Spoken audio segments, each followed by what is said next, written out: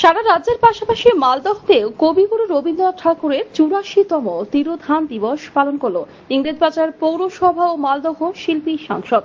বুধবার সকাল 8টা নাগাদ মালদহ শহরের রবীন্দ্র অ্যাভিনিউ এলাকায় রবীন্দ্রনাথ ঠাকুরের পূর্ণবয়ব মূর্তিতে মাল্যদান করে শ্রদ্ধা নিবেদন করেন ইংরেজবাজার পৌরসভার চেয়ারম্যান কৃষ্ণেন্দু নারায়ণ চৌধুরী।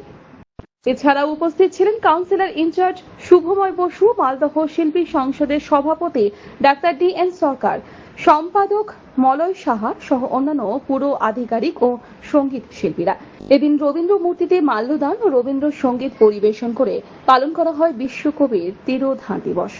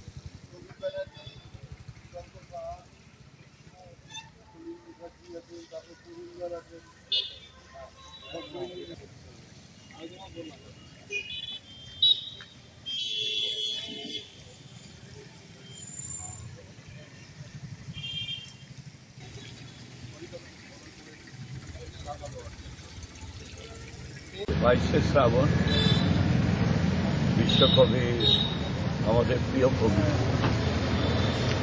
রবীন্দ্রনাথ ঠাকুরের তিরোধান দিবস, এবং আমরা এই তিরোধান দিবসে তাকে শ্রদ্ধা নিবেদন করি ইংরেজবাজার পৌরসভার পক্ষ থেকে, এবং যারা সঙ্গীত অনুরাগী শিল্পী সংসদ সবাই মিলে আমাদের chairman councillor member Shubhamoy Basu থেকে আমাদের যারা শিল্পী সংসদের সবাই আজকে শ্রদ্ধা দিচ্ছি।